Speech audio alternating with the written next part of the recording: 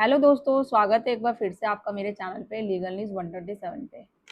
दोस्तों, आज की वीडियो में बात करूंगी दिल्ली हाई कोर्ट के एक ऐसे जजमेंट के बारे में, एक ऐसे फैसले के बारे में जो आप लोगों को बहुत रिलीफ करेगा, स्पेशली उन माता पिता को, उन सास ससुर को जो अपने ही घर में परेशान हो चुके हैं बहू के मानसिक तनाव से, रोज रोज के झगड़ों से। तो क्या हर हालत में बहू को ससुराल में रहने का अधिकार है?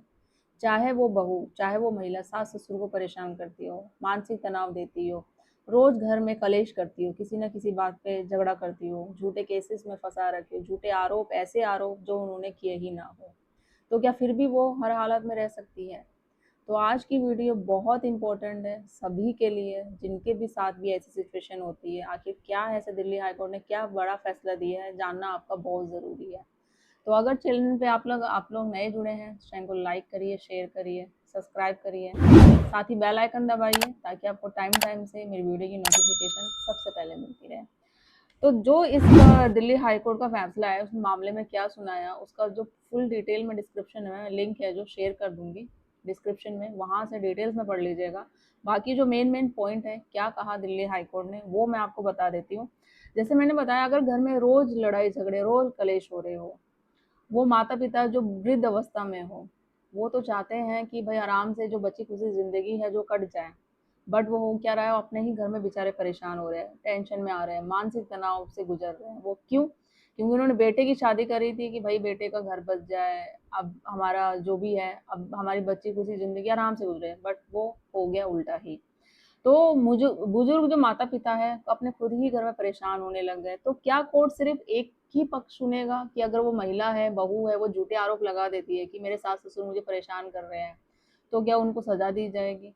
उस माता पिता की नहीं सुनी जाएगी, उस सास ससुर की नहीं सुनी जाएगी? तो यही है आज का वीडियो। और क्या दिल्ली हाईकोर्ट ने ऐसे में फैसला सुनाया, तो ध्यान से सुनिएगा।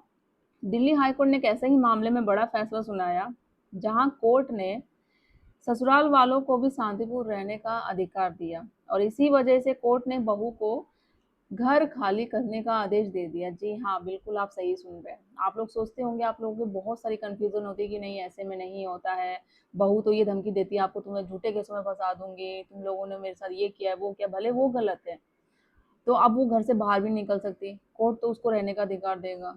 अब वो बोलती भी यही है कि भाई शादी के बाद तो मेरा घर यही है, तुम लोग कैसे निकालोगे, तुम ही लोग को मैं बाहर निकाल दूंगी। तो ये चीजें और भी बहुत चीजें होती है जो आपसे कही जाती है, डराया जाता है, आपको धमकाया जाता है। तो इसी वजह से कोर्ट ने बहू को क्या हुआ कि घर खाली करने का आदेश को सही क्यों माना, आखिर पूरा मामला क्या था, कोर्ट ने ऐसा क्यों कहा। तो आइए डिटेल्स में जानते हैं इस जजमेंट का आम लोगों पर क्या असर पड़ेगा, बहुत जरूरी है समझना। तो ये मामला है एक परिवार से विवाद में जुड़ा हुआ, जो नॉर्मली सभी के साथ होता है। तो पति पत्नी के बीच रिश्ते खराब हो चुके थे पूरी तरीके से, घर में लगातार तनाव विवाद का माहौल बना हुआ था। ससुराल वालों का कहना था कि घर में शांति पूरी तरीके से खत्म हो चुकी है, परिवार मानसिक तनाव में जी रहा है, और रोज के झगड़ों की वजह से सामान्य जीवन पर वो असर पड़ रहा है, मानसिक, फिजिकली, खाना पीना रहना, बहुत तरीके के प्रॉब्लम होते हैं। जब एक इंसान कोई घर में गलत आ जाता है ना, और वो डेली किसी ना किसी बातों को लेकर घर में कलेश करता है, तो सीरियसली बहुत मेंटली डिस्टर्ब हो जाते हैं। और खासकर उन माता पिता का सोचो कि उन पे क्या असर पड़ता है, वो लोग क्या कहते हैं। उन पे एलिगेशन ऐसे ऐसे लगाना कि उन्होंने किया ना हो, झूठे आरोप लगाना, झूठे केसेस कर देना उन पे दहेज के कि बहू को परेशान किया जा रहा है जो उन्होंने ना किया हो सकता है आप में से भी कोई परिवार हो कि उनके साथ ऐसी सिचुएशन हो रही है आपके रिश्ते में, फ्रेंड सर्कल में, तो वहां तक ये वीडियो जरूर शेयर करिए। अब होता क्या है, यह इम्पोर्टेंट एक बहुत सवाल है, जो कि क्या किसी महिला का शेयर हाउस में रहने का अधिकार इतना मतलब एब्सुर्ड है कि बाकी परिवार के राइट्स भी खत्म हो जाते हैं, कि चाहे वो कुछ भी कर ले वो ससुराल में रहेगी और बाकी परिवारों की कोई अहमियत नहीं है, कोई राइट्स नहीं है? क्या ऐसा सच में होता है? चाहे वो जितना लड़ाई झगड़ा कर ले, कुछ भी कर ले, कलेश मचा के घर में रखे, बट फिर भी वो रहेगी रहेगी। तो अब यहाँ कानून को समझना बहुत जरूरी है। डोमेस्टिक वायलेंस एक्ट के तहत महिला को शेयर हाउस में रहने का प्रोटेक्शन दिया गया है, ये सच बात है। यानी अगर पत्नी वैवाहिक घर में रह रही है तो उसे बिना लीगल प्रोसेस के अचानक बाहर निकाला नहीं जा सकता। लेकिन दूसरी तरफ कॉन्स्टिट्यूंसी हर व्यक्ति को डिग्निटी और पीसफुली लाइफ का अधिकार भी देता है।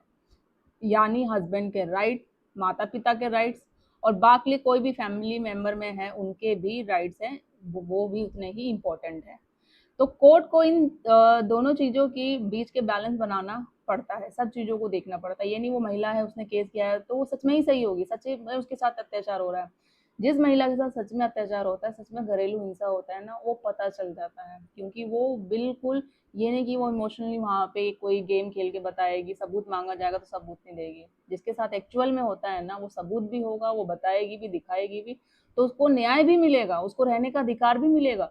बट जिसके साथ ऐसा हुआ ही नहीं है, वो सिर्फ सबक के लिए या लड़ाई झगड़ा के लिए या बदला लेने की भावना में ऐसा कर रही, तो उसके पास कुछ नहीं होगा।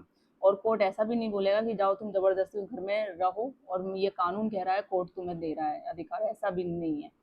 तो दिल्ली हाई कोर्ट ने मामले को ध्यान से देखा और कोर्ट ने कहा कि किसी भी घर में शांतिपूर्वक रहने का अधिकार सिर्फ एक व्यक्ति का नहीं होता है।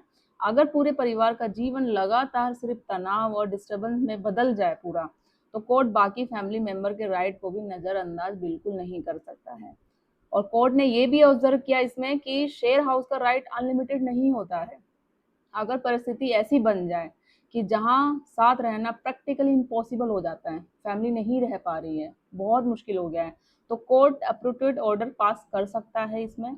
और इसी रीजनिंग के आधार पर कोर्ट ने लोअर कोर्ट के ऐसे फैसले को बिल्कुल सही माना। यानी हाई कोर्ट ने माना कि ससुराल वालों की पीसफुली लिविंग राइट की भी प्रोटेक्शन बहुत ज़रूरी है, जितना वो बहू वो अपने राइट्स और अपने प्रोटेक्शन मांग रही है। लेकिन यहाँ एक बहुत ज़रूरी बात है समझने वाली, इस जजमेंट का मतलब ये नहीं है कि हर सास ससुर अब बहू को घर से निकाल सकते हैं, ये ऐसा बिल्कुल नहीं है। ठीक है, कोर्ट हर एक केस के फैक्ट, एविडेंस और सबूतों के आधार पर फैसला करते हैं। अगर किसी महिला के साथ हरासमेंट, वायलेंस या सच में इलीगली हो रही है, वो टॉर्चर हो रही है, तो कानून आज भी उसे प्रोटेक्शन देता है, राइट भी देगा। बट जहाँ तरफ अगर वो झूठ भी बोल रही है, बाकी फैमिली वाले ठीक है, उसके ससुराल वाले पति, तो उनको भी प्रोटेक्शन देगा, ना कि उसको देगा।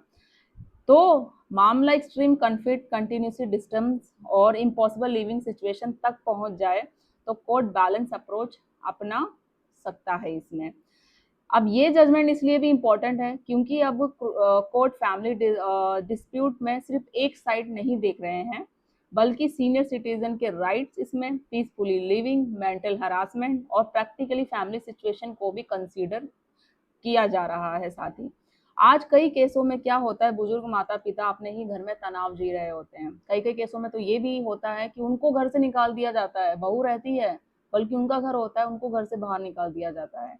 अब ऐसे मामलों में कोर्ट अब ये देख रहा है कि किसका लीगल राइट्स कहाँ तक जस्टिफाइड होता है। यानी फैमिली लॉ अब सिर्फ टेक्निकल लॉ नहीं है, बल्कि ह्यूमन बैलेंस का सब्जेक्ट भी अब पूरी तरीके से बन चुका है। तो दोस्तों, दिल्ली हाई कोर्ट के जजमेंट का सबसे बड़ा संदेश ये है कि शेयर हाउस राइट इंपॉर्टेंट है, लेकिन बाकी फैमिली मेंबर के पीसफुली लिविंग राइट्स भी इक्वल ही इंपॉर्टेंट है, उतने ही। तो कोर्ट हर मामले में बैलेंस और प्रैक्टिकली रियलिटी को देखकर ही फैसला करता है। अब आपकी क्या राय है इस जजमेंट में, कमेंट में करके ज़रूर बताइएगा। और क्या आपको लगता है कि इसे मिसयूज़ हो सकता है, तो कमेंट ये भी करके बताइएगा। तो इसका जो फुल डिटेल है डिस्क्रिप्शन में मैं शेयर कर दूंगी, पढ़ लीजिएगा और ज़्यादा लोगों तक शेयर करिए, जैसे आपको हेल्प मिलती है और लोगों तक भी मिल सके। और चैनल को सब्सक्राइब करिए। जल्दी मिलती हूँ मैं अपनी अगली वीडियो में, तब तक के लिए थैंक यू।